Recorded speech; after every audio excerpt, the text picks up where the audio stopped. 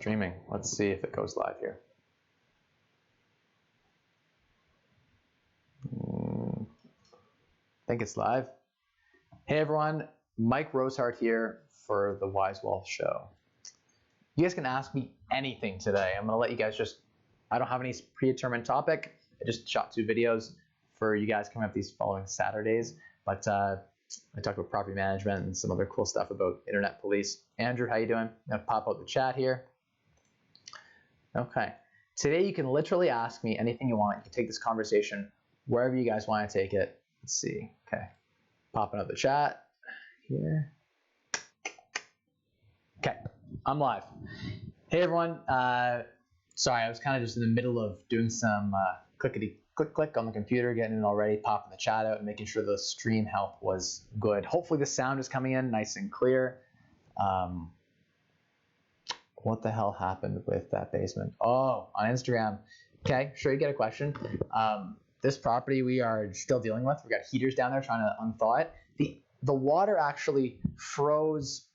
So there's so much water and actually frozen like little icebergs around the pipes. The plumbers can't even fix it. We had to shut the water off at the city side because we can't even get to it inside the house. So just crazy nightmare.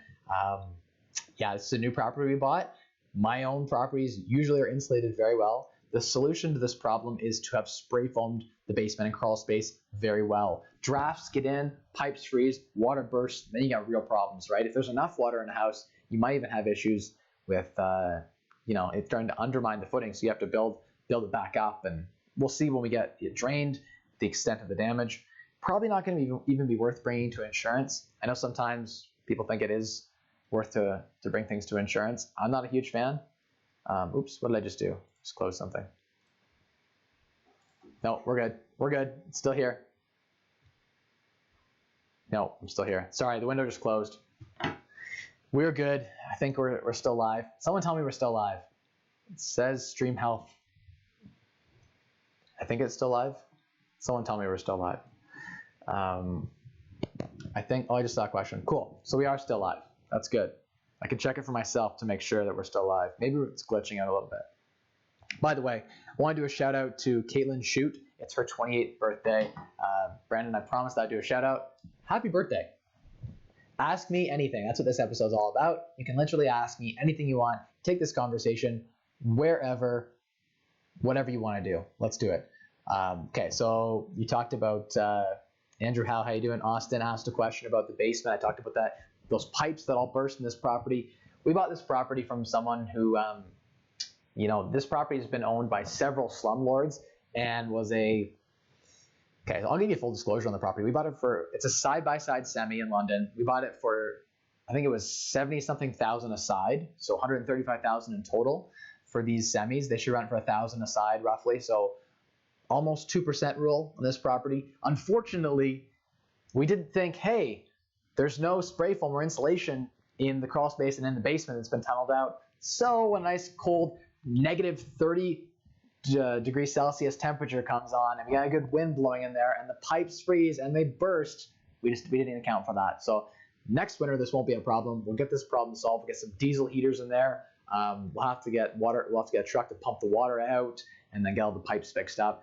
We're bringing jugs of water to the tenants because the water is currently off at the city right now until we can get access to fix all those problems. So the main shutoff was having issues as well. This is what happens when you buy really cheap slum grade properties and you mix that with a bunch of bad luck and an extreme cold spell in the winter.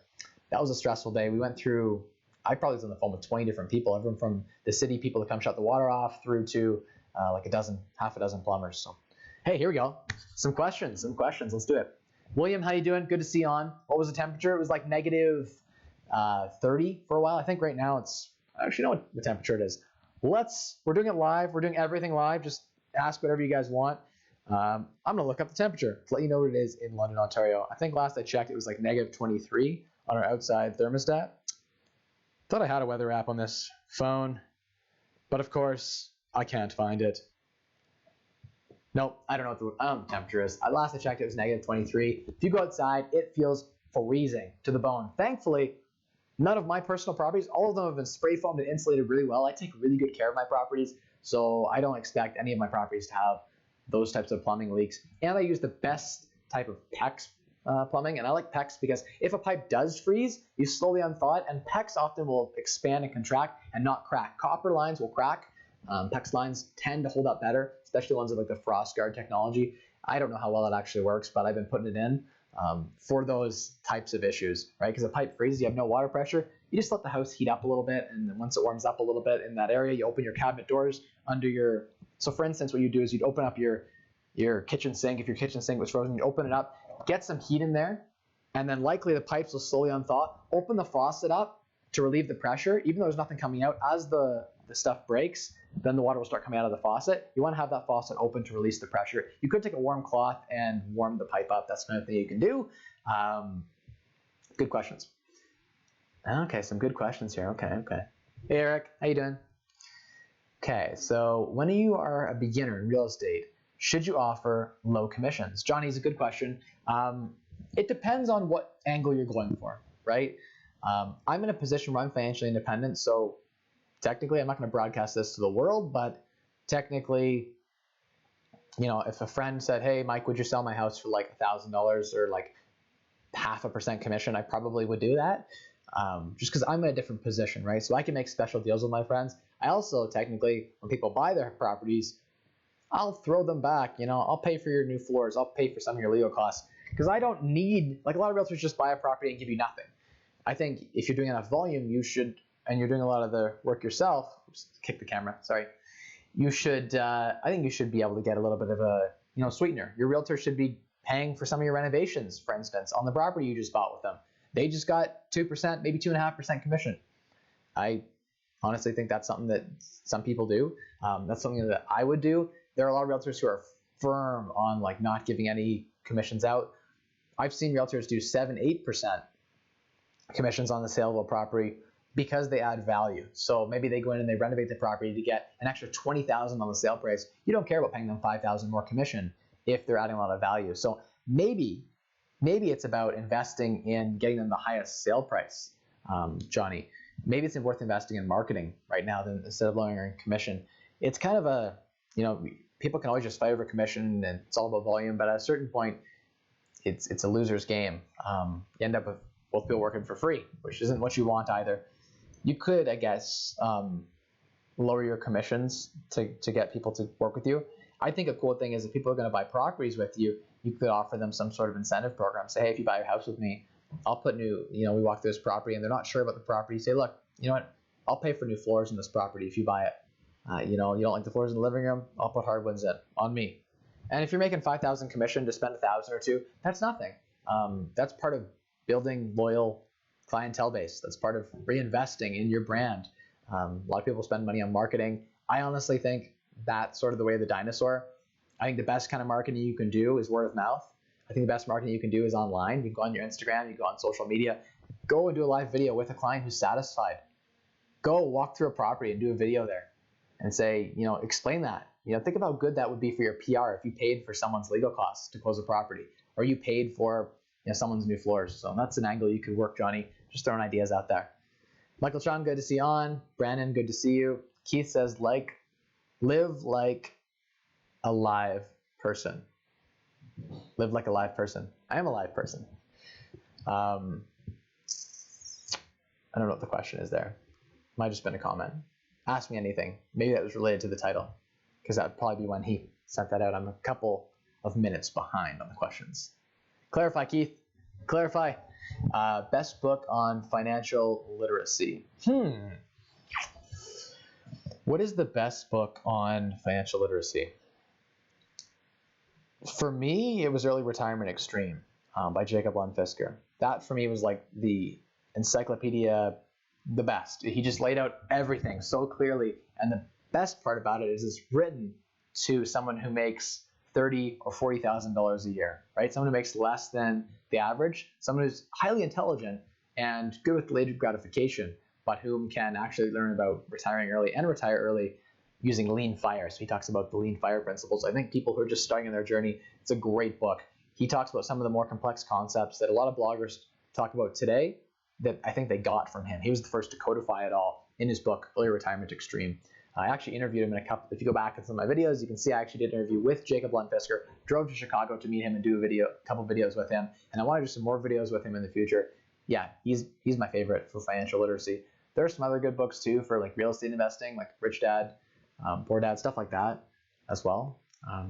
Yeah. Haven't been on in a while. Happy to be back. Happy to have you back, Financial Wolf. Good to see you on. Okay. Andrew House says it's negative 22 right now. Okay, there you go. So it's negative 22. Alex says, what age did you get your first property? I'm 20 and trying to get my first property ASAP. Any recommendations? Alex, I got my first property when I was 19 years old. So there you have it. I was able to pull the trigger at 19. I did that I started working at 16 and saved up a down payment, and I had some really good scholarships that kind of came in just in time. Used that money to then buy the property 20% down, and I convinced a bank to take my Ivy line of credit and combine that into basically a mortgage to buy a property. I split the mortgage technically. My wife helped me qualify. She was my girlfriend then, so I just said oh, we're going to move in together, be common law. And so they said, okay, we'll throw you guys together in one application. And together, I think we each had like $18,000 in income because we were both. She was still technically a student, but she worked as an RA, residence advisor. So I think she was making like $15,000 from that. Mostly it's rebating her living costs, but at least it showed income, consistent. She had a job letter, and I also had a really good job as well through the summer, and they stayed on part-time. So that job working for CBSA, Canada Border Services Agency, I was making $17 an hour back when minimum was 10. So that was a pretty good job. Again, working there also helped. The narrative made a lot of sense, good scholarships. I was able to convince a bank to lend me a mortgage, and they took a risk. I applied to 6 banks, and 5 of them said no in a row. Like CIBC was like hard no. Credit union I applied to was a hard no. TD was a hard no. Scotiabank was a hard no. BMO, Bank of Montreal, took a chance on me, and we had the right mobile mortgage specialist. Was able to finagle things just enough to get us a mortgage for I think $150,000 for our first house. So there you go, full disclosure. That's how it happened. It was a little small 2-bedroom, 1-bath that I renovated into a 4-bedroom, 3-bath. I learned how to work with plumbers and renovate my whole basement and finish it. And I turned a walk-in closet into a washroom on the 2nd floor because there was no washroom on the 2nd floor, and walking downstairs sucked. And I ended up investing at a bad time. I bought this property in 2012, and 3 years later, in 2015, I sold the property. Believe it or not, I sold it for almost what I bought it for. After over 3 years and spending $20,000 renovating it, I sold it for what I bought it for plus $20,000 plus I think $8,000 or $10,000 or some small amount of profit, which was not commensurate to the number of hours I spent working on that property, or maybe it was, but like $25 an hour. I just didn't have a good ROI, return on investment. The way I made my money was I lived and I house hacked for free. I rented the lower apartment out, rented a bedroom on the main floor and one on the 2nd floor, rented it all out, and it covered my mortgage, and I lived for free while I went to school. So that was the beauty of my first property, and I learned a ton. I made a lot of mistakes. I had to lay floor twice. I had to learn how to drywall and do plumbing, and I didn't know how to do any of that kind of stuff. So it was a good test playground. So I'm really proud of my first property, even though it wasn't the best investment. A lot of people, their first properties, they made like $25,000 or $100,000 or $200,000. They got lucky, and I didn't. Honestly, my second property, I didn't get that lucky either. I think I made $20,000 on my second property after I sold it. So maybe even less. I actually wasn't a great real estate investor, but I always focused on cash flow and rental income. And I prepared for, and let's not forget, guys, in 2012, London real estate looked like this. There was like none appreciation, right? So you had to just be smart on the buy. And I always focused on cash flow because who knows what the market's going to do. Let's try to make money today, right now, cash flow each and every year. So that was how I always invested in real estate. That's where I got started. And I got better as I went. I started learning how to buy property under market. Those first 2 houses, I had no idea how to buy under market. I paid at market for them. Houses after that, I think my 3rd and 4th and 5th deals, I bought 10, 20, 30% off market value. That's when I started getting really good and honing the craft and getting better. And then, 6, 7, 8, 9, 10, 12, 13, 14, now I've slain over 50 properties deals. So it just keeps going. You get better as you practice. So who cares if you don't make any money on your first deal? You've learned a ton, and that's valuable.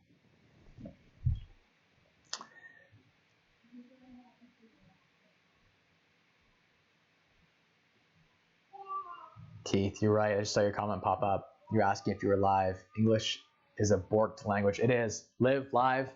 It is a bit of a weird language. I now understand exactly what you're saying. And in that context, Makes total sense. Okay. What age do you think about it? Hang on, there's one from Kyle here too. Don't forget to throw a like on the live stream and show your support for the show. Kyle, thank you so much for that. And thank you everyone for showing that support for the stream. That would be much appreciated. I love a like and a share. Share this on Fired Up Finance. If any of you guys are in the Facebook group, throw it up there and say, hey, Mike's live right now. Ask him anything you want. Anything. The most complex stuff, the most simple stuff, whatever. Okay. Hopefully, Alex, hopefully that was helpful for you in some way. Hopefully you got some value from that explanation. What do you think about insulation in the attic? Better to keep as is or upgrade it to spray foam? I don't spray foam my attics ever. I always do like a nice fiberglass blow-in insulation to R50. Sorry, my daughters, they're playing outside the room. I think that in your attic, there's no need to put in spray foam. I do like spray foam in my crawl spaces in my basements. For the slight incremental extra cost, it pays off big time because the moisture-proof barriers you get from that. If you have a slight bit of moisture in your basement, a good application of spray foam will seal up those cracks. And if you got major water leaks, it's not going to fix it. But if you got some minor dampness, after a spray foam, your basement's so dry and so warm. An R12 spray foam is like R25 regular insulation from a lack of drafts and like overall feeling and comfort. Walls and basements, I definitely go spray foam, depending on the application, I guess. Yeah, it just sort of depends on the application. But in attics, I never do spray foam. I always do blown in because you can do a whole attic for like $500 or maybe $1,000 max. Spray foam would be double that. But in a basement, you'll get the ROI, you get the payout. It'll be really worth it. It just so happens that blow-in insulation in an attic, we just like take the machine, load it, and someone sends it there with a hose and blows it around and puts some more vents all the way around. That's really cheap and easy to do. So we just, especially if there's insulation already on there, you just blow it on top. So if you already have like R20, you can just go to R50, just blow a blanket of it right over on top, just shoots out loose fill. I've done that work. I've been in an attic and I've actually used the machines. I've been the one that's loading the machine. I've also been the one up there that's blowing it around. It's kind of a dirty job, but you get to learn. No, so to answer your question, I don't think it's worth it to upgrade your attic to spray foam. No, but I do think it's worth it to do it. If you have your basement exposed and you're already framed it, you should definitely go with spray foam over regular insulation. If you factor in the labor to install the bats, before you put bats in, you have to put a layer of, it's like a tar paper you got to use. There's other products you can use, but typically people use a black tar paper between the foundation, between the studs and the foundation, and then you put your insulation, and then you put your 6 mil poly vapor barrier, and you have to tuck tape all of your stuff. Technically, with spray foam, as per Ontario Building Code, you can get spray foam that's done right, where you don't have to do any of that. You just spray it right on, and you can apply your drywall. You don't actually need a vapor barrier. If it's thick enough, it actually counts as the vapor barrier as well. I've had building inspectors fight me on that, and then sent out the engineered specifications for the spray foam guide that we use. He had the information, and we were able to appeal that, and have been able to use that. From a labor perspective, on a framed basement, I would always go spray foam. The cost is about 20% more after you factor in labor. Totally worth that 20%. Some people look without labor, look at the cost of the bats, the cost of the spray foam with labor and everything, and they don't compare apples to apples. You need to really compare apples to apples. Cost of this, the labor to install the tar paper, then the installation, then of course the vapor barrier, and then all the tuck taping. It is quite cost prohibitive, I think, to do bats. My thoughts. Okay, Austin says, any tips on growing your Instagram? Just started recording my real estate and financial freedom journey on Instagram and noticed you have a lot of followers. Also, thoughts on the importance of social media. Austin, I'm of mixed opinions on the value in social media. I'm still bullish on Instagram. I love the stories. I try to do between 1 and 8 stories a day. Minimum 1 to 2 stories a day I try to aim for. I love Instagram stories. My investors, people who have a stake in our company, some of our employees, all those guys can watch, and even just friends of mine will watch my Instagram stories, and they get to see what I'm doing on a daily basis. Think about it this way. I think the future, by the way, I think is totally in that field, in that sphere of Instagram storying. Imagine you're investing in Joe the Flipper, who has no social media presence, and then you can invest in like Carl the Flipper, who's on Instagram 10 times a day, 12 times a day. You see him at the property walking around, right? It's hard to fake that stuff. You see him 10 times a day doing that. No one's faking 10 posts a day at the properties with people in the posts and stuff like that. That's real. You get a layer of legitimacy, and you have to see how they're spending and investing your money that you've lent them. So from a business perspective, if I was going to lend money to a flipper, they better have an Instagram account, and I better see them on their posting. I better see them ingrained in the network. I want to see that they're friends with the same people I'm friends with, that they're having conversations on a daily basis. People are keeping them in check. That's just my money feels safer. So when you look for investing in something, you look at the return and you look at the risk level, right? And your returns better be commensurate to your risk level. I would argue that having an Instagram account can lower your risk level because there's more transparency and clarity. So I would argue it's like a bond going from, a junk bond to maybe a B level bond. Maybe it's like a AAA or something really nice. It's not that high of a bond risk level rating, but basically it lets you have more transparency and helps reduce the risk. Documentation is so important. I'm realizing now, we've had some really good talks with actually some people from Toronto, some hedge fund, private equity guys to help build this business. And they keep telling me, Mike, you've done 50 deals. Where's all the documentation? Take all your photos and put together a nice business case on every single property. Your before photos, your during, your after, all of your numbers, everything in a nice presentation. That's what builds a big business. That's what'll help you build whatever it is you're trying to do. Documentation, very important. Because if you don't document it, no one knows that you've done it. So that's why I'm out here documenting what I'm doing every week, right? And in the beginning, it's more like journaling, really. Some of the videos I do are like vlogs. And I can go back and look at them and say, oh, that's cool. 2 years ago, I was doing this. Same with Facebook. I use that in Instagram. When I save a story, I can go back and say, hey, it's cool what I was doing a year ago. So what are my thoughts on social media? I think it's necessary if you're in the business world. I can understand from a personal perspective why you might not want to share your life out there. There are definitely risks. It has definitely come back to bite me. People have reported me to the city because they found a post and they were jealous or something, right? I've had a lot of different things come back to bite me from social media, but by and far, the benefits have outweighed the cons. By and large, the people I've been able to reach and some of the new people I've been able to meet and connections and all of that has come from it has been worth it. I spend a lot of time on social media, more than I probably should, but I think the ROI is worth it. And so, I do think it's important to answer your question. I think if you're in the real estate investing business and you're looking for more deals, I've had deals come to me through Instagram. I post up there, hey, I'm looking for deals. Someone messages me, oh man, my uncle's looking to sell their house, or oh man, I got this wholesale deal. I want to make $5,000. I didn't know you're looking to buy a property in like Northwest London. That's so cool. I have a property in Northwest London. So social media gets your message out there. If you're doing good things, if you're an honest, good person, and you're sharing honest, good content, and you're not selling courses or trying to scam people, I think honestly a good social media presence is like a good marketing strategy. If you build the right product and no one knows about it, no one will buy it. They say like you build the right product and it'll just sell itself. That's not true. People need to know about it. So there is value in social media. There is value in marketing.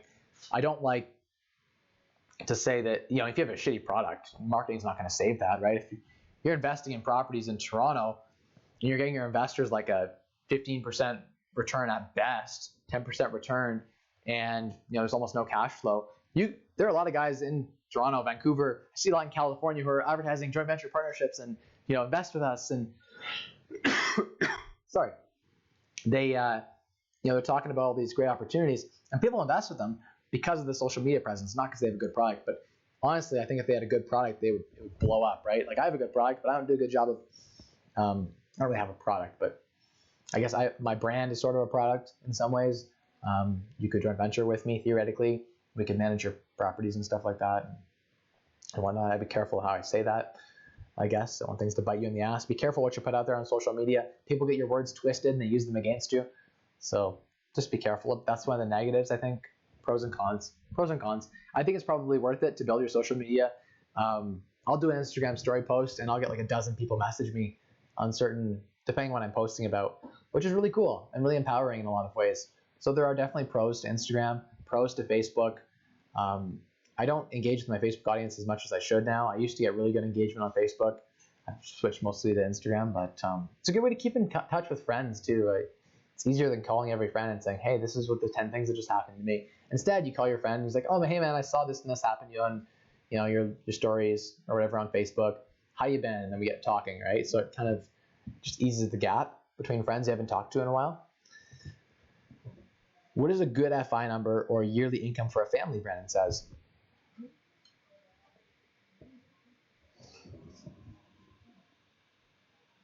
Jacob, good question. I'm going to get to that in a sec. I just saw your question pop up. Paul, GTI, how you doing? Good to see a lot of the regulars on. I love seeing you guys all on. Okay, I'm going to get to your questions in a sec. I promise. I promise. Okay, so Brandon asks, what is a good FI number or yearly income for a family? I think it depends is the answer. There is no good one. What does a good life look like for you? That's kind of where it comes down to. I'm super lean, and for a long time I was really more lean than I am now even. And I thought for the longest time, $525,000 was like the perfect amount of capital that you needed invested, which would produce you like 20 something grand a year. And $625,000, which would produce you 24,000, 2,000 a month. And I thought with house hacking, 2,000 a month would go really far. So for the longest time, I thought the perfect number was 625,000. Then I adjusted it to $1 million, and I thought $1 million is like perfect. You're a millionaire, you're set. You got $1 million bucks. You're not a multi-millionaire, but you're a millionaire. You got $1 million bucks. That should produce about $40,000 a year safely. If you're invested in real estate and lever that up at all, there's no reason that can't produce six figures for you. 100 grand a year fairly safely. Thank you, Leverage. We all appreciate you. If you're watching Leverage, thank you. No, actually, I do love Leverage, and thank you to the banks for lending us all this money against real estate at such cheap prices, cheap cost of debt. We really appreciate it because we're getting 10% return on asset, and you're lending to us at 3.5%, and we're getting the spread 4-1. Thank you. Yeah, so family income-wise, I always thought $2,000 a month was like the bare minimum you'd need to support a 3-person family. That's like the lowest with a house hacking scenario you could live on. There are people like early retirement extremes Jacob Lund-Fisker, who lives on $7,000 a year for his half of the expenses, and his wife about $7,000. So that's really, I think, where the more lean route comes from. People do the RV tiny house thing, and those people can live on, again, even less than that if they park their tiny house somewhere and they work out a deal where they can kind of park on the land for really cheap or free. I've seen it where people live on less. So what's good depends on your lifestyle. Do you want to be in an RV driving through Iceland or Europe or Costa Rica? Or do you want to be in Canada? How do you want to live in Canada? Do you want to live in a duplex? Do you want to live in a triplex? Do you want to live in a tiny house, a big house? Do you want a car? Do you not want a car? Do you think it's fun to go to the movies? Do you not like going to the movies? Do you need to eat out? Do you not like to eat out? I can go on and on and on. There's so many factors. It's hard to give you one good answer. I think probably it's really hard, I think, to spend more than $100,000 in a given year. I don't think I could ever spend $100,000 in a year on personal living expenses, even with like a family of 4 or 5. I don't know how you spend 100 grand in a year. People do somehow do that, but that would be like the max ever. And so if you were spending 100 grand a year, you would need 2.5 million in net worth to sustain 100 grand withdrawals for the rest of your life, for infinity. So if you were living on 100 grand a year to the ceiling, you'd need about 2.5 million. I think on the lower side, it was 600,000. I've seen people do it on 250,000. Early retirement extremes Jacob Lund-Fisker did it on, I think he retired at the low point in 2008. Like his portfolio got down to like 150 or 180,000, something like that. Don't quote me on it, but check the interview out. You can see for yourselves. Yeah, that's so anywhere between 180,000 in net worth to 2.5 million. Now there are crazy people who drive Lambos and go crazy in like LA and just have the most bowling lifestyles. The Grant Cardones of the world that spend millions a year to sustain their lifestyles. Those people need like 200 million in net worth to live off their passive income. A lot of those rich celebrities aren't financially independent. They have $10 million and they couldn't live the rest of their life on the amount of money they have because their life is so extravagant. So it just, again, very much depends. Very hard question to answer. I think for the average person, probably like 50 grand a year for a couple would be plenty. You'd be able to travel and enjoy your life and do whatever you wanted. You wouldn't even have to house hack if you didn't want to. And I guess what, 50 grand times 25 is 1.25 million. Quick math. I think 1.25 million is pretty good. When I passed 1.25 million, I thought that was like, I would never need more money than that ever. So, I mean, that's a good number I think you could strive for too. At the end of the day, it comes down to if you're willing to work, maybe you're willing to work 10 hours a week at a business you love. Then all of a sudden you can supplement your income and you only need half the retirement budget. So don't just look at it as from a pure numbers perspective. Try to think of a way to architect the scenario to make it work for you at the end of the day. Hope that answered your question, Brandon. What do you do for exercise when you're working? How did you exercise? You guys want to see how I used to exercise? Because I'm just doing this casual video. Let's just do it. Let's just aim this camera at the floor. Can we do that, or am I going to screw up everything? Now, you know what we're going to do? I'm going to do push-ups right now. 25 of them. That's my favorite core body exercise. And I'm going to do it live on Instagram. Yeah, I am. Here we go. Oh, live on Instagram right now. I'm going to do 25 push-ups while I'm live on YouTube. Because someone asked, what do you do for free to keep fit? This is what you do, guys. Hoorah! Touch the ground. Hoo, hoo, hoo, hoo, hoo, hoo, hoo, hoo. I used to do 2 claps. I'm out of shape, guys. Whew, whew. That was 10. Quick, 10 months. Woo. I can do 100 push-ups anytime. That's how I stay in shape. I'm in really good shape because I do push-ups. Now we're live, so I don't want to go too crazy, but that is what you do. That is how you...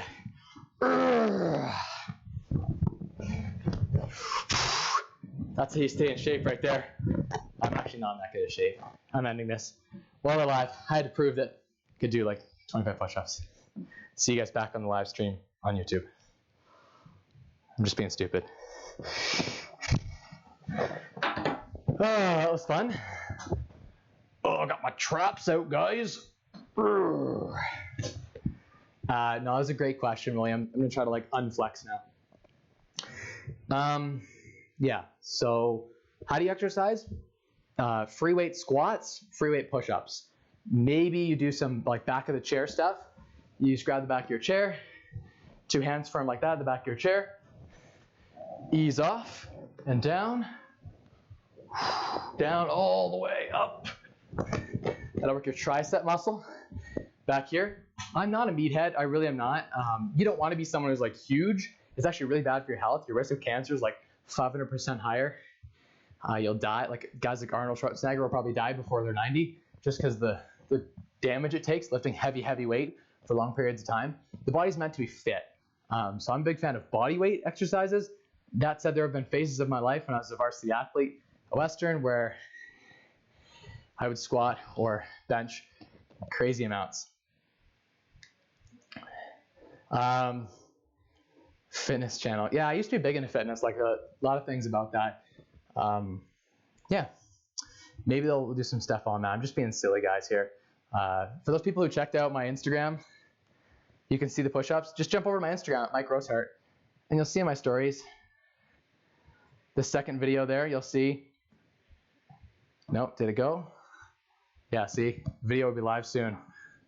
You can go on there, you can see for yourself. I just pumped out like 20-something push-ups. I think it was 25 or so. I wasn't counting officially, but yeah, I try to do 50 push-ups pretty much every day, and I engage my core, engage my back muscles. The reason I love push-ups is it engages your entire core. If you move a little bit while you do it, you can engage your oblique muscles. You can engage, of course, like push-up is pectoral muscles. It engages your bicep.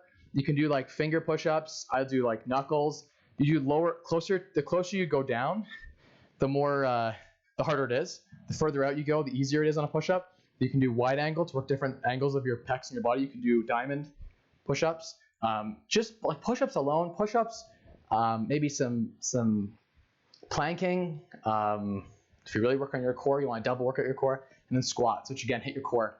That's the big thing. Like I like to be able to go to a beach and have a six-pack. That's it. I like to be strong enough that, you know, if I buy like a toilet, I can pick it up out of my car.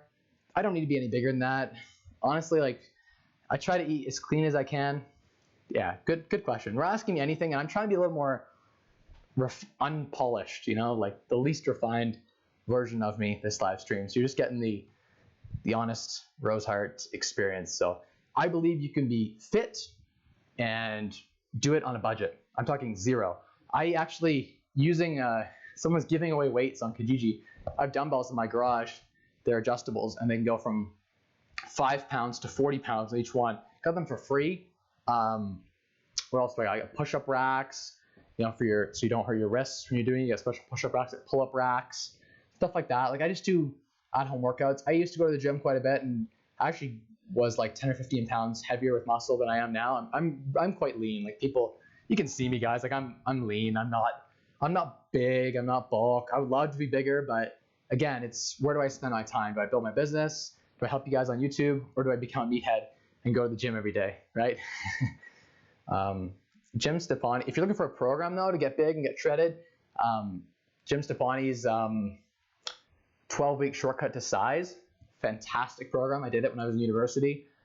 He's a PhD in like something to do with health. I can't remember anymore, but yeah, you can do. I talk about spending less on my channel. You can be fit by going for walks. My wife and I go for walks around the block. There's walking trails near our house. Go for a good walk, right? Bring our daughter with us, put her in a stroller. You know what I mean? Like, there's ways to. You don't have to go on a treadmill, right? There are ways to get to burn calories. In fact, weightlifting, squats, push-ups, they burn a lot more calories than walking does anyway. So yeah, I'm all about intense bursts. That's how you keep your body fit, I think. Okay, let's keep going. That was fun. Thank you for making me fit today. Thank you for getting me to get out there and exercise in front of you guys live. What do you think about insulation in the attic? We answered that question. Let's scroll down and find our spot. Okay, higher cap rates usually involve more risk, Michael Chung says. Is there a high cap rate you won't invest in? It's tough. It depends on the property, right? It's not just about the cap rate. It's not just about the number. Factor in the cap rate after you've stabilized the asset.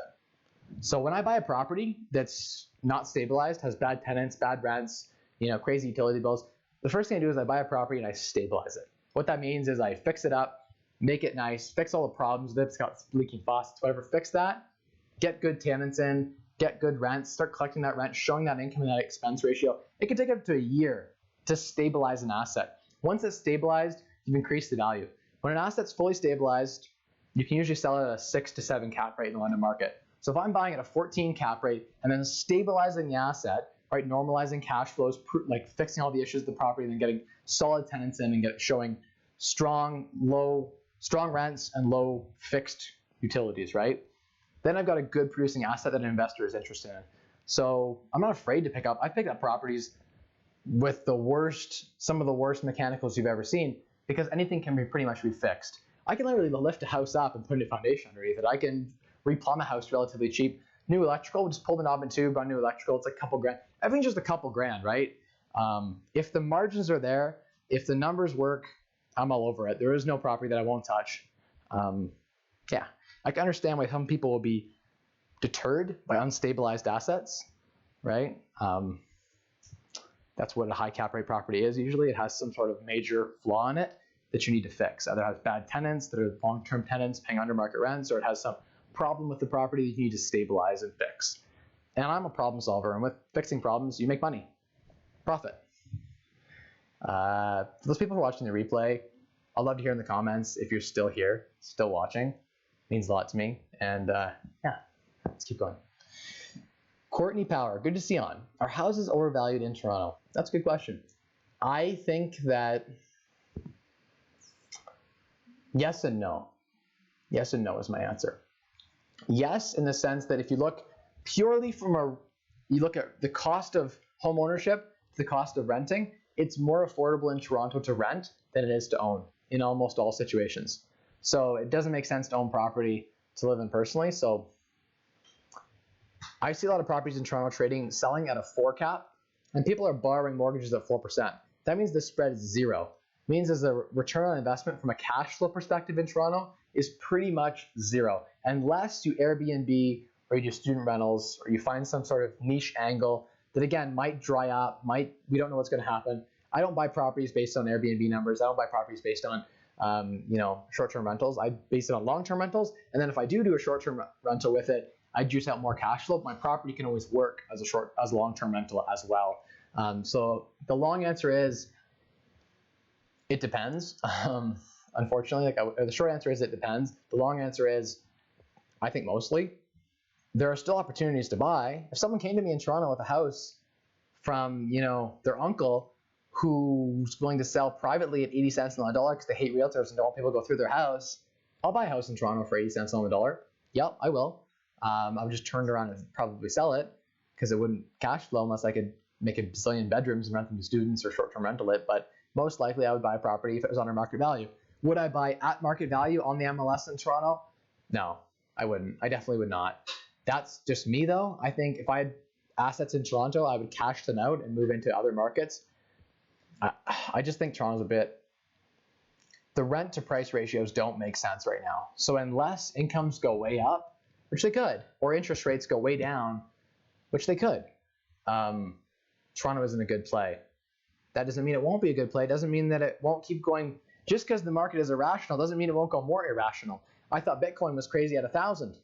And then I watched it go to almost 20,000, right? And at 20,000, I wrote an article on my blog that said, I know everyone's loving Bitcoin, but I think it's going to drop because intrinsic value is nowhere near 20,000. And everyone's like, oh, Mike, you're crazy. It doesn't produce any cash flow. The only way you make money in Bitcoin is selling it to someone else for more than you bought it for, by duping someone else into buying it from you for more. That's a game I don't want to play in. There's no cash flow. There's no business there. People trade in Toronto in the same way. They speculate, just like people buying Bitcoin. They speculate. I'm not a speculator. I don't bet on market appreciation at all. I like to bet on the value today. If I can buy a property 80 cents on the dollar today, I'll buy it because I can sell it for 100 cents on the dollar today, irregardless of what happens, whether the market's flat or not, right? I'm buying below market value today. That, in my opinion, is arbitrage. Arbitrage is, in my opinion, is buying an asset that's underutilized and finding a way to better utilize it and create value today on, without the market appreciating. That's what I built my business around, and that's sort of how I do everything. So yeah, it's a good question. Live and breathe real estate. How's it going, Mike? Contact has been wonderful. Okay, how are you able to finance your property purchase now that you do not have T4 income? Yeah, so good question. It is difficult to finance properties without proper T4 income. That said, there are still lenders who will do high net worth mortgages. There are credit unions who will also, like when I bought this house that I live in now, gave me a mortgage, 80% loan to value at 3.79 5-year fixed, which is, again, not terrible. And today, well, this is a little bit before, right at the peak. They're starting to be a little bit more competitive this spring. You're noticing there's some really good 5-year promotions. But I was able to get that with no T4 income, zero, no job. My wife had no job really either. What we had was a good reputation, a good business case, and a lot of assets. So there are still exemptions that can be made. Most of the properties that I'm buying now, my one a week that I'm buying, I want to do 50 or 100 deals this year. I'm working on about 6 right now since the new year, 6 new properties. I'd like to do, to keep on pace, I need to do about 8 a month. So I need to hit 8 by the end of January.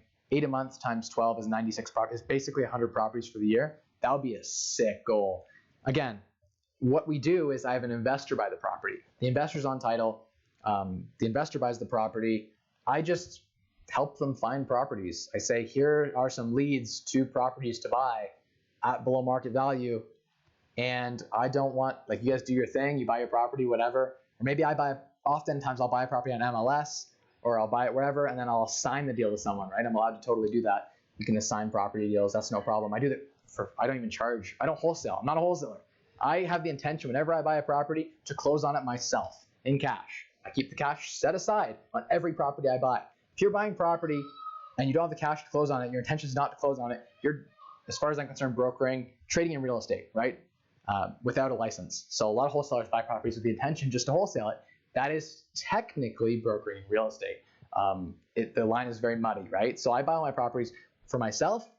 If I don't close on them, I end up assigning them to an investor. That's okay. I don't charge a fee. It's free. I give that to my investor, and we manage the property and we share in the upside profit. That's sort of how I do all of my stuff. We get a management fee for managing the asset well, and our interests are aligned to the investors in that we get paid when the asset performs. If it's not rented, I don't take a fee.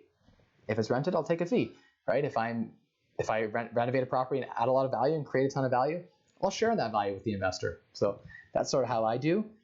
And that's how we get around it. That's how I get around the financing issues, because each investor can buy 5 to 10 properties. And so if I had, imagine, 100 friends who all could buy 5 properties, our friend group could buy 500 properties, and they could write a contract with me that allowed me to control their asset for them. And I could control 500 assets and have an upside contract with those 500 properties. And hypothetical, that's how you get to 500, 1,000 properties quick. It's one of the ways. Another way is to build a company like Timber Creek or a REIT, basically, and buy properties and finance them at higher interest rates, not 3.5%, but instead of 4.5%, 5%. Cost of debt gets higher. Doing it that way, the reason we didn't do a REIT style is because I didn't want to pay the high cost of debt at 5%. And it's a lot of work to raise capital and then buy everything in a corp, and there's more risk, et cetera, and there's a whole bunch more stress with that model. Why not take advantage of cheap debt that our investors can take advantage of? That's why I did the way I did. So yeah, hopefully that helps. There are other ways too to get financing. If I answer your question, you could do B lenders too. B lenders are kind of key as well if you don't have the T4 income. It does get more difficult. Get mortgages before you quit your job if you want to max out your mortgages. That's what I did. I watched Matt's video today, and a short Asian guy had a 25-year paid off for 5 years, then switched to a 35-year for more cash flow. Thoughts? A short Asian guy. I didn't watch the video. I'm sorry, I've been really busy today. Did not watch the video, so I can't comment on the context. But okay, so you're saying 25-year mortgage paid off for 5 years. So he paid off the whole mortgage in 5 years. You don't want to pay down mortgages. Don't pay down mortgages. It's a bad idea. As you pay down mortgages, refinance them for longer periods. The longer you can finance a mortgage, you shouldn't be able to finance 35 years unless it's like commercial. Residential mortgages, I think, legally cap out at 25 or 30 years now. It was 30 years on my old properties, but it might be 25 now by law with the new stress testing. Anyway, the longer you can amortize a property, right? The longer the mortgage term can be amortized, the lower the principal payment, the lower the mortgage payment, and the lower the principal payment. The lower the mortgage payment is, right? You stretch your mortgage payments over 35 years instead of 25, then you're going to have more cash flow. So more cash flow now, less mortgage pay down. That's a good thing. You want cash now. It's better in your pocket. If you can amortize it over a longer period, your cash on cash return will technically be better. Your profit will be the exact same, because whether you get mortgage pay down or whether you get cash flow, your net profit is the same. It's just your cash flow would be better with a longer term mortgage product amortized over a longer period. I'm a fan personally of paying down, like as you pay down mortgages, you refinance, pull the capital out and buy another property. Don't pay down property. You don't want to own property in cash. You want leverage. Leverage makes real estate the most attractive investment in the world. It's how you can get a 20% CAGR, compounded annual growth rate. You can get 25% CAGR. That Warren Buffett had a 20% CAGR. That's how he became one of the richest men in the world. 20% compounded for 60 years, right? Just kept growing 20% every year. It gets hard to do that when you get to like $1 billion, by the way, to keep growing at 20%. Because the more you think, the more money you have, the easier, the more opportunities. But you have $1 billion to deploy, it's hard to find that many good deals, right? So you end up getting a lower overall return when you have a lot of capital like that. But there's a sweet spot, like maybe 10 million, you could get that growing at 20%, compounding fairly easily, right? But at a certain point, you run out of deals, and you all of a sudden have to start buying out big companies. And the bigger you get, the more efficient the markets are, right? It's why commercial real estate is so hard to compete against, because you're competing against institutional money, stupid money that gets it cheap, and they're happy with 4, 6, 8%, and their investors are happy at that. Whereas residentially, you can get more arbitrage opportunities. Okay. Megan Evans, you may already have a video in the works for this, but I'd love for you to expand on last week's video with what to do when you hit your max mortgage amount and how to keep expanding from there. Megan, good question. Megan Evans, great question about what you do when you hit your mortgage cap. I've heard that Scotiabank goes to 10 mortgages. So find the right mobile specialist who can get you there.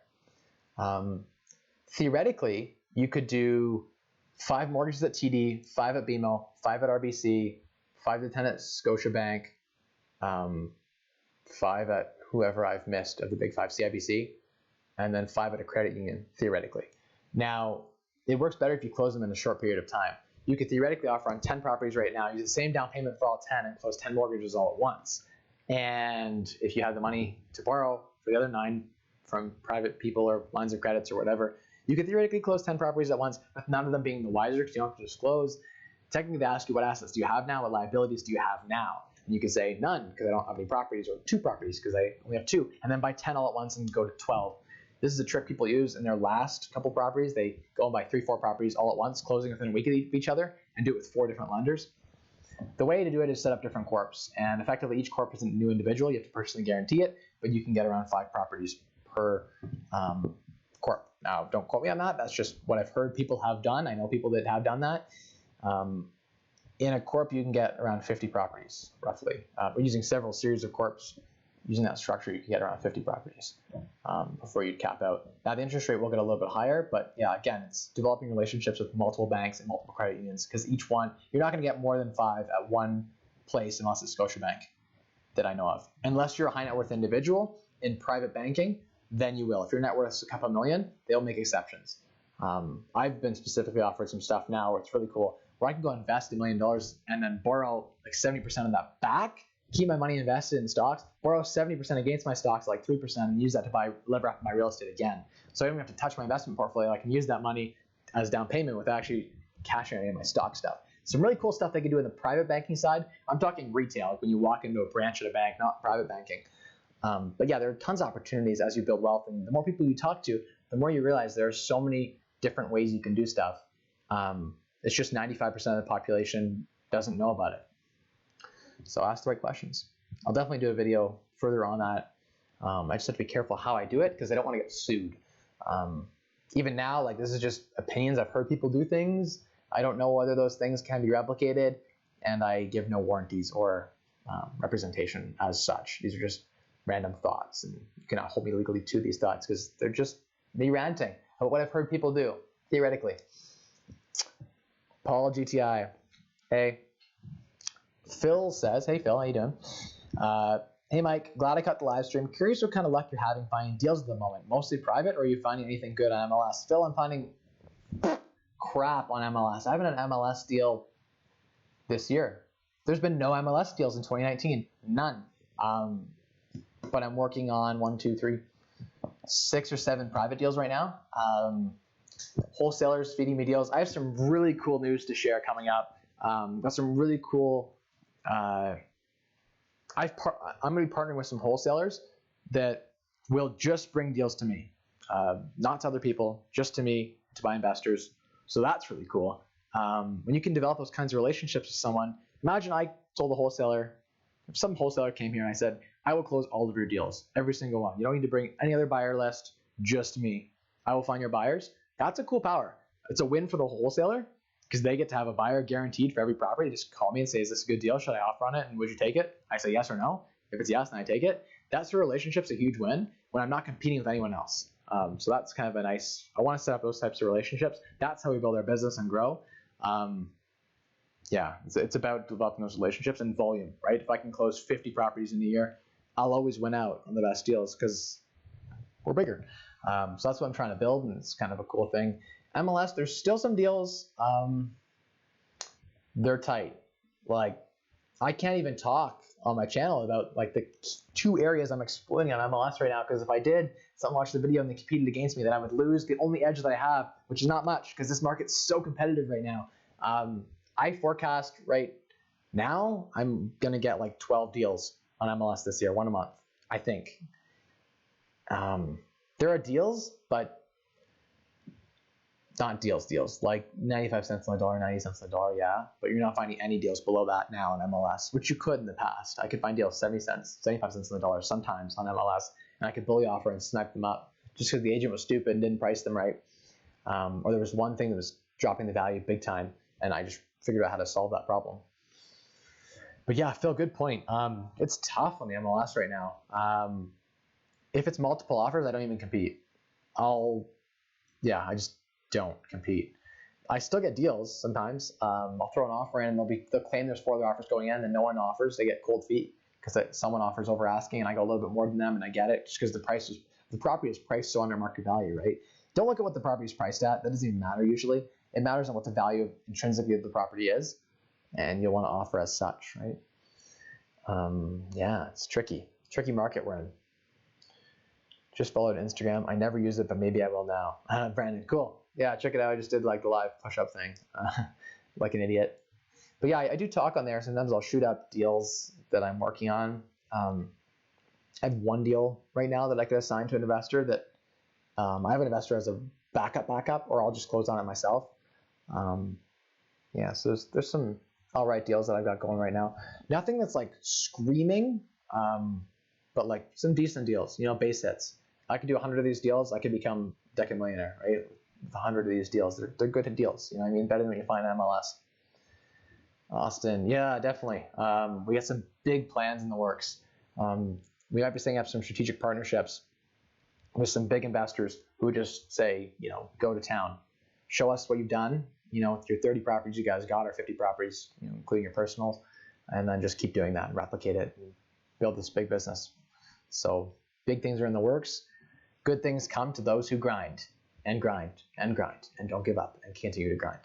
I truly do believe that, and keep putting out the energy and the effort, and it'll pay off.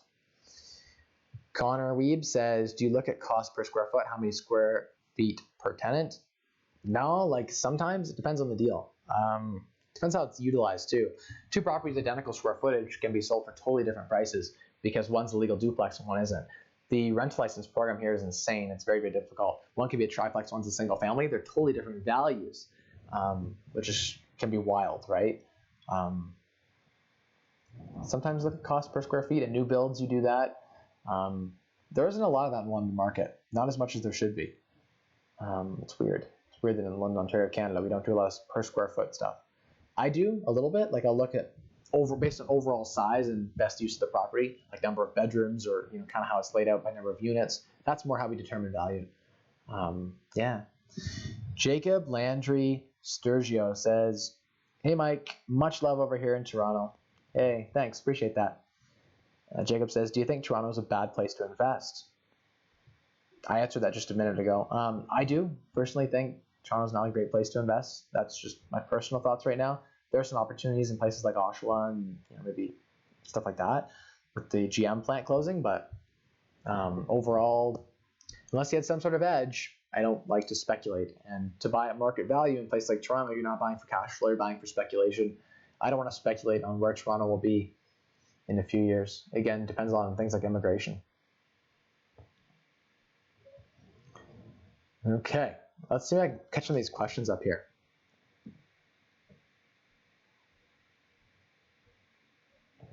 A lot of good questions here at the bottom here. I think it's all these. Okay, it's a good question, by the way. The last one just asked by real estate. It was a good one. I'm gonna get to that in a sec. My husband just walked in the room. What the fuck are you watching? Me. It's my finance YouTube guy. Him. That guy doing push-ups and taking out his shirt. I guess we know how he really made his money. What's wrong with watching some fitness videos? No, I didn't take off my shirt. Come on. I showed people that fitness, that I'm not just like blowing shit. It's the same way that I pull up my bank and show you guys that I have real money.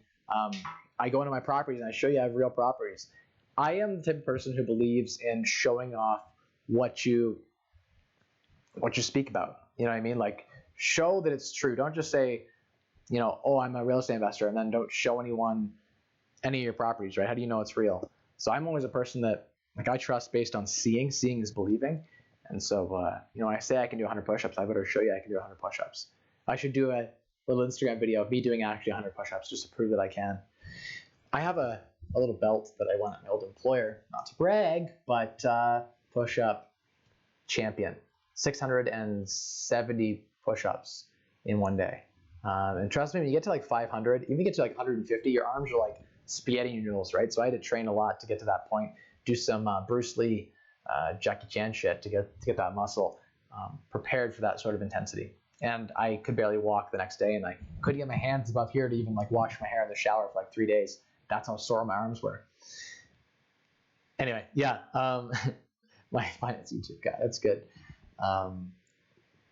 Megan, that's cool. I love it that we go anywhere in this channel, right? Maybe we do a little bit of fitness, but it's all about lifestyle at the end of the day, right? Paul Gage laughs. Rocco laughs. Jacob, Mike Rosehart Fitness, I like it. Maybe there's a channel, Mike Rosehart Fitness, and we'll do like free workouts together, and I'll be like the guy who's like the frugal finance guy, like how to get six-pack abs for like $20 instead of like $2,000 on gym membership. What's your favorite thing to cook, Rocco says? Good question. What is my favorite thing to cook? different from my favorite thing to eat, I think. Favorite thing to cook. For a while, for lunches, it was avocado grilled cheeses. They're super easy. You just put them in like a George Foreman, cook them up. Avocados are super healthy and taste delicious with maybe some soup on the side. That was kind of like a favorite for lunch. For dinner, I'm a big spaghetti guy. I really like, my wife makes it, I don't make it, but she makes like a spaghetti squash spaghetti. So like she actually uses like a fork or something to create the noodles from squash. So the noodles themselves aren't even like wheat or gluten, they're like made of squash, and then you make spaghetti like you normally would with like celery and all these vegetables and stuff, and you put lentils, or you could substitute lentils for ground beef or whatever you want to do. But like a delicious hearty spaghetti, squash spaghetti is one of my favorite dinners. I'm a big sushi guy too. Lately, I've acquired a taste for sushi. I don't make sushi. I suck at making sushi. I'll just go to the grocery store when they have it on buy one get one free, or we'll go out like I have to go out to dinners and stuff with investors, and sometimes when I'm acquiring business prospects and stuff like that, or honestly, I go out with friends. I'm going to go out for food. I might as well go out for sushi because I can't make it at home the same way they can at the restaurant. So I figure when I'm going out to eat, I better go out to eat something that I can't just make at home. Yeah, favorite thing to cook. That's a good question. You can ask me anything. I said that. Anything you want. Could you answer the question about investing in Toronto? I think I just did. Jacob. Answer that about investing in Toronto. My thoughts again. There's no cash flow, so you're investing for speculation. Unless you're a Toronto investor who knows how to buy properties 80 cents on the dollar, in which case, I can't. The model of buying properties below market value works in any market. You can buy properties under market anywhere. People wholesale in Toronto. There's less of it, but that happens. I've had deals come across my desk that if I had the infrastructure there to renovate one of these properties, I had one that needed like 100,000 renovation, and it was like $1 million, and it's worth 1.5. So there's 400 grand in margin, but I didn't have the manpower to get down there and get that job done. I don't want to be driving back and forth to Toronto. My freedom is worth more to me than extra 100 grand or something in my pocket. So for some people, no. Some people, yes. I used to walk everywhere at Factory Says and take the bus. Now I got a car, and that shit is over. No more apps now. I have a car. We share a car, and I drive a lot of places too. In the summer, I get biking. I'll cycle to one of my properties and stuff. I love doing cycling in summer to keep my fitness levels up. I'm probably not in the best shape of my life now. I'm really not. Like I'm gonna be 27 this year, guys. That's crazy. I'm 27 this year. I'm born in 92. The end of 92, but 92. So I'm almost as old as in 93 technically, but born in 92, and so I'm gonna be 27 this year. And people always say to you like, "Oh, you're gonna get a gut at 30. It's gonna happen."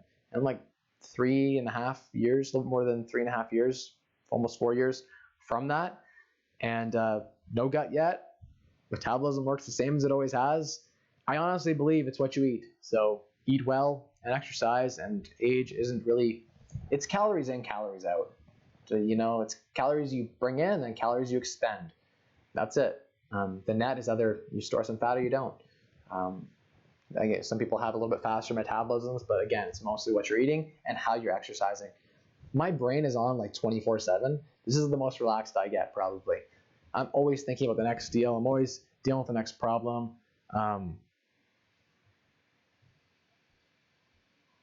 Yeah, see, I got like a dozen texts here. Wow, more than a dozen texts. Jeez, a lot of texts. Yeah, always got stuff on the mind, on the go. And I'm a pacer too, so when I'm on my phone, I walk. Like if anyone ever talks to me on the phone, I'm walking across my whole house. I do stairs up and down as I talk on the phone. That's a big thing to keep your cardio going. It just helps me think too. I clear my head as I walk. I don't like to sit. The only time I sit is when I'm Skyping, and I try to avoid Skyping as much as I can. Yeah. So walking is good. Exercise is good. Get your 10,000 steps in. That'll help you keep lean, keep healthy. The reason I talk about health and fitness and how it all ties back in, it's not just like aesthetic looks. That doesn't really matter as much as it does like good health.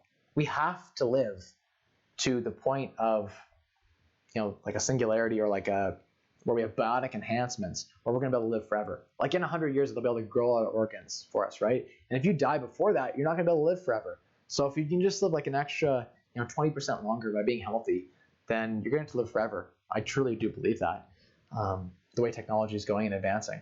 So do you want to live forever?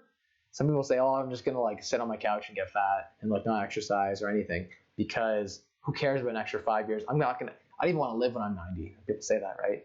I believe that those extra couple of years could give you the chance to be young again, right? The extra couple of years might give you that, might be just what you need to get to that point of immortality, right? Where we can just regrow our organs and transplant our consciousness. So talking about health, living longer means you'll have a better life for fire. And if you're healthier, your healthcare costs are way lower in your 40s, 50s, 60s, 70s. So you need a lot less. Your fire numbers are a lot lower if you're healthy. It's the truth. Mike, how do you feel about Vanguard ETF at this time? Paul, it's not bad. I like Vanguard ETFs. There are a lot of good other ETFs as well. It's sad to see John Bogle died, the founder of Vanguard. Very sad. I like the all-in-one ETFs. They have some really cool all-in-one ETFs. You just buy it, set it, and forget it. It's a decent return. Yeah, I'll be done in a sec. Thank you for the warning. That's my wife saying, like, you need to hurry up. Smooth says, did you go to college? Yes, I did. I went to University of Western Ontario and then the Richard Ivey School of Business. And the Richard Ivey School of Business is one of the top programs in Canada for business. It was a lot of money to expend. Was it a good investment? We'll see if the relationships pay off as I build a big business. I'm trying to get a good ROI on that degree. I think if your goal is to retire in your 20s or 30s, college or university doesn't necessarily help you get there any faster. Probably slows you down, actually. So, yeah. Factory says more risk equals higher reward. That's usually true. Usually, not always. I know, Emma. Dad's hurrying. All right, I gotta go power sesh now. Let's get through all these questions. What do you think of the Hamilton market? I'm indifferent, Snake Eyes 11. I think that it's better priced than Toronto.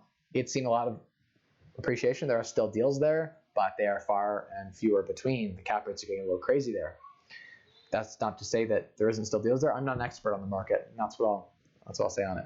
Look for cash flow. When you refinance a property, what tips do you have to maximize the appraisal? What building a yield capitalization model? Would building a yield capitalization model, or DCF, discounted cash flow statement is what DCF stands for, to justify a higher income approach appraisal? I think you meant, is it worth building instead of would building? That would make more sense, Austin. I think that's what you mean. I wish I could just build a DCF, discounted cash flow statement, and show an appraiser, and it would help us get a higher appraisal. Unfortunately, most appraisers are unsophisticated. They are, the best of them understand an income statement.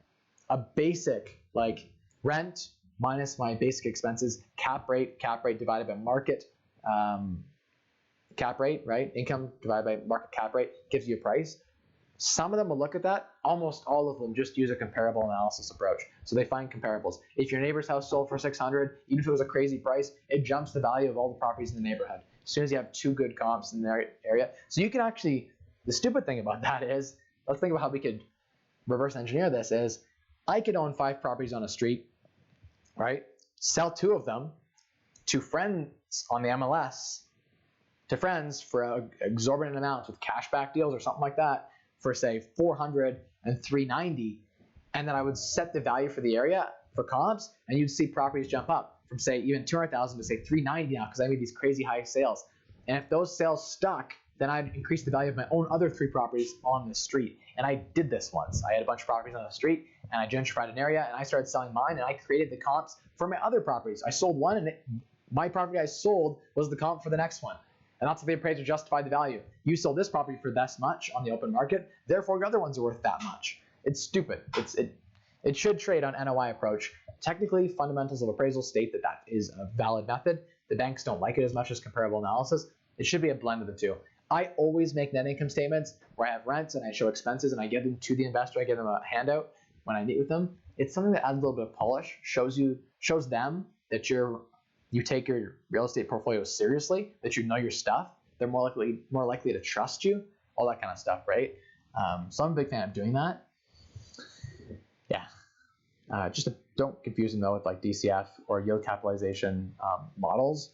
Do a basic income statement of like rents and basic expenses. Try to understand as much as you can. You didn't hear that from me.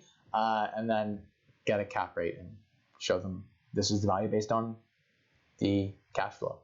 But do a very basic income statement for them. Rent minus small maintenance expense, utilities, property taxes, and insurance. Like that's it. Okay. And I'll leave it at that. How do you feel about investing, for example, $30K in real estate, but having low income like $30K a year? Is this too risky? Andreas Mullen, not necessarily.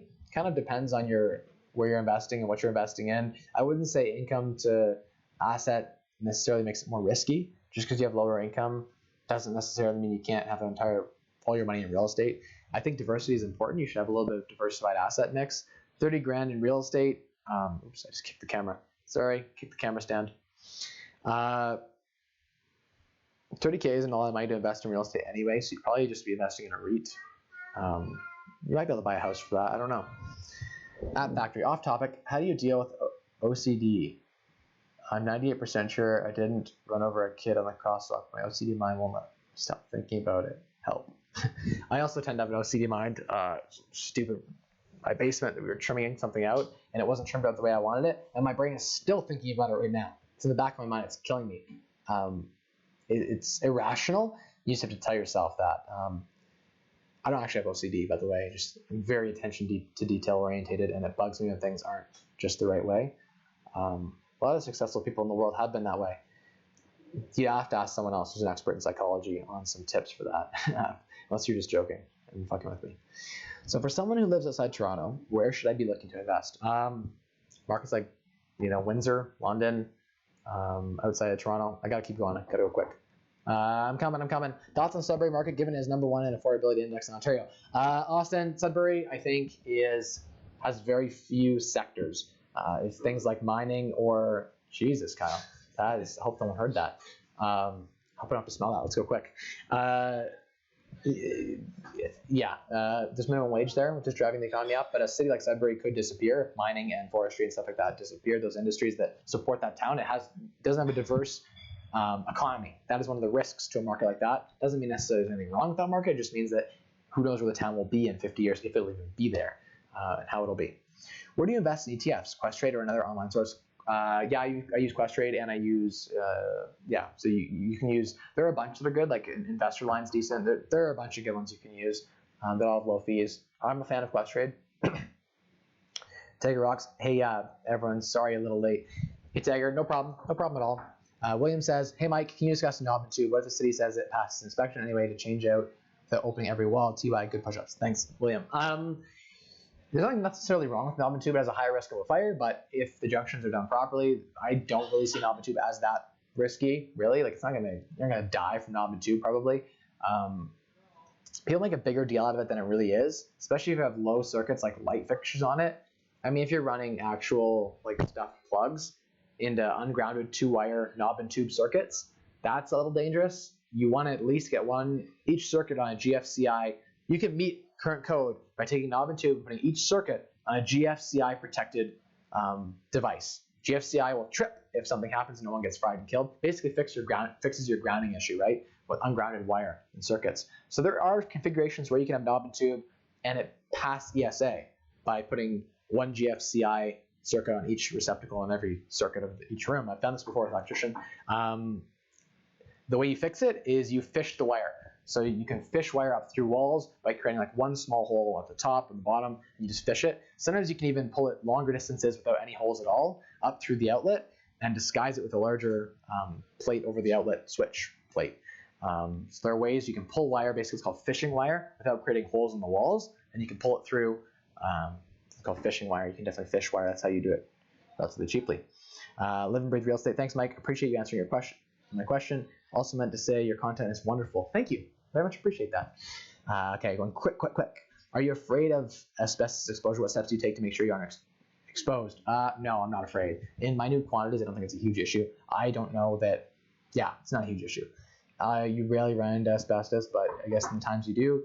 The key is keeping the particles from going airborne. You just get a wet spray bottle, and you spray it and keep the particles matted to the ground. If you're tearing up a asbestos tile, you just spray bottle with water. That's how you keep it down. You just toss it in a garbage bag, whatever, and pick your proper facilities to get rid of it. I haven't come through a ton of asbestos in my time, but again, just wearing a good mask, respirator would be a key thing, I think, at that point.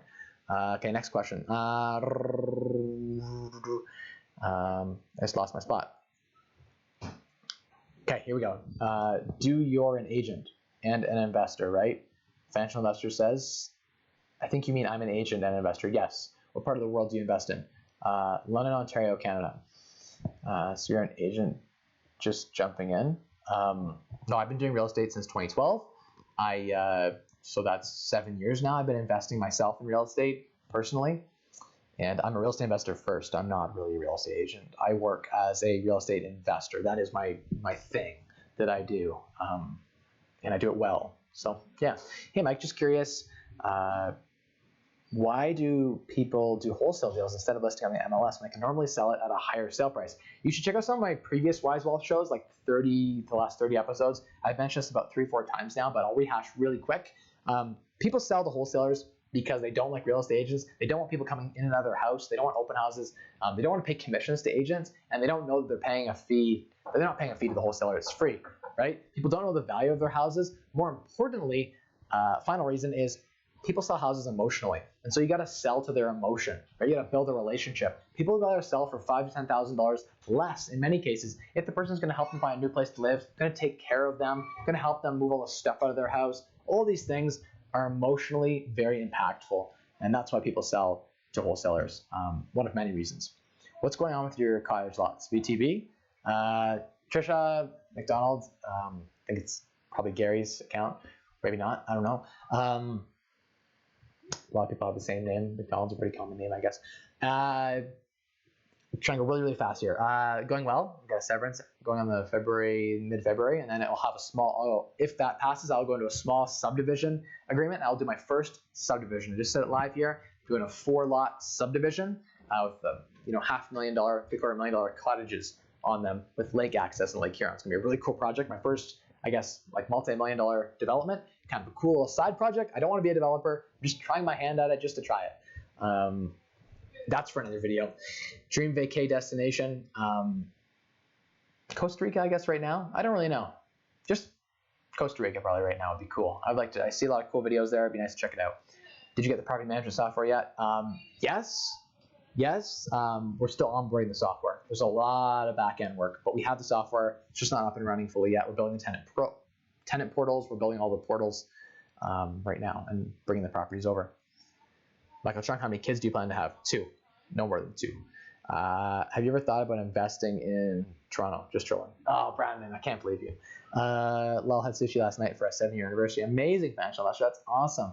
My wife and I's 11-year anniversary this November, which is crazy. Since we've been dating seriously, not since we got married. We took a long time to get married.